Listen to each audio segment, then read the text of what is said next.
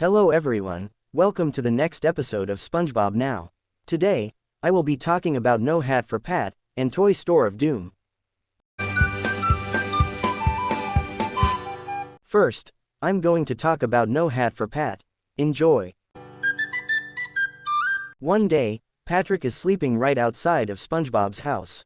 He wakes up to go jellyfishing, only to discover that SpongeBob is wearing his Krusty Krab hat. Patrick knows that means SpongeBob has to work. He then discovers that Squidward had a hat too. In displeasure, he promises that he was going to get a job, and a hat, so he goes off.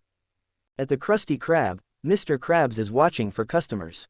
He spots a group of tourists that he wants to serve some Krabby Patties, but Mr. Krabs cannot catch them, so Mr. Krabs thinks of ideas to catch them next time they come around. He then bumps into Patrick, who he hires to stand outside and lure in tourists. He is also promised to have a hat afterwards. SpongeBob and Mr. Krabs watch as Patrick directs customers the wrong way, and sometimes pays no attention. Mr. Krabs goes out to show him the proper way to lure in customers, but he fails too, but in the end, he receives his hat, only to fall for unknown reasons. SpongeBob asks him what is wrong. Patrick supposes that he is nervous. He falls. Patrick's falling lures in customers, including the tourists. Mr. Krabs decides to make Patrick the main attraction at the Krusty Krab. Mr. Krabs hosts a show with Patrick as the star, but the customers are soon run off by Squidward, trying to entertain them, of course while thinking that they are uncultured, as he plays the clarinet terribly and roams around the Krusty Krab, oblivious to his lack of talent, so the customers get out of there. When SpongeBob tries to take Patrick away for a bloody nose, Mr. Krabs arrives to see these debacles and silences Squidward's awful playing while forcing Patrick to get back to work because he does not have a nose. The customers continue to watch Patrick, but it gets old, but then Mr. Krabs starts to think of more painful ways to make Patrick fall, and it brings them back. SpongeBob tries to convince Patrick to stop falling for enjoyment, but Patrick begs him not to as the hat promotes him and he wants to keep doing his job, so SpongeBob agrees.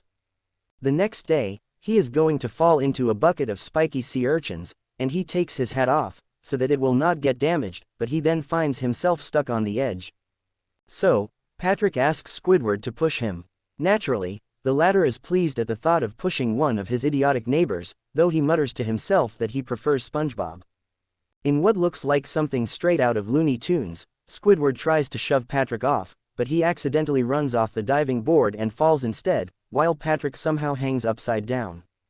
Patrick, upon sliding back upright, puts his hat back on, which suddenly causes him to fall right after Squidward. A customer thought they were going to see two people fall for the price of one, only for Mr. Krabs to naturally raise the price. Patrick then realized why he had trouble falling earlier and explains to Squidward that the hat somehow made him top-heavy, which why he kept falling all the time. Squidward falls in the bucket and Patrick lands on him, unharmed. SpongeBob is glad that the latter survived while surprised by the reason behind Patrick's constant falling the whole time. The customers get angry at the fact that only Squidward got maimed instead they advertised Patrick and attack Mr. Krabs, demanding a refund by stealing their money back, as well as his clothes, even after he unsuccessfully denies them about any refunds and tried to call his grandma for help.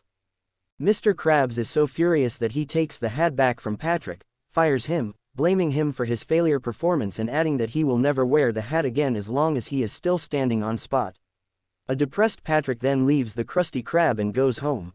In an epilogue, SpongeBob cheers Patrick up by giving him his own hat, which makes him fall once more, and tells him he can wear his hat anytime he pleases, and so they go back to their normal lives. Next, I'm going to talk about Toy Store of Doom. Enjoy. SpongeBob and Patrick are very bored and have nothing to do. SpongeBob walks over to a toy chest and starts rummaging through it, but does not find anything that interests him or Patrick. It is then revealed that they are in Squidward's house, and he kicks them out. They then begin walking outside, trying to find something to do. While they are walking, they notice some billboards that begin to introduce something. They follow the signs to a newly opened store called Toy Barrel. At first, it is not there, which makes the two of them cry. It appears soon afterward, courtesy of a crane. The construction worker throws Patrick inside, and SpongeBob throws himself inside as well. SpongeBob and Patrick spend the entire day singing songs and playing with the toys, and SpongeBob was in a mantu, all the while annoying an employee. Later, It comes to their disappointment that the toy barrel will be closing for the night. Not wanting to leave the store, Patrick formulates a plan to hide in the dollhouses. When the security guard checks the toy store during the night, Patrick and SpongeBob go undiscovered. After revealing themselves, the two realize they have the whole store to themselves. They become jolly until the lights suddenly turn off, which scares the duo. They begin searching for a source of light until Patrick remembers he has a flashlight trapped inside his head.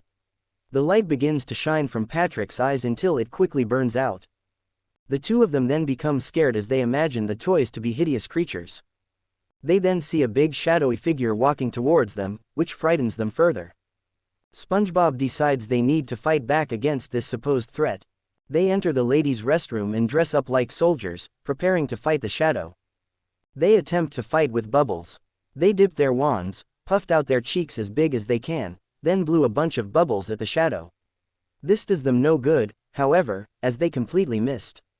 As the figure approaches, they see and realize it was just a little wind-up robot Patrick had been playing with earlier.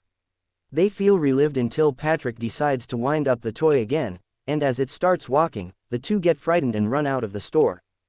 Upon exiting the toy barrel, they tell the children waiting outside not to go in due to the horrors that await them inside. They are then made aware that the toy store is just opening up for the morning. Finally, Patrick rushes back inside while exclaiming his love for toys, finishing the episode. Thanks for watching. Subscribe for more videos. Goodbye everyone.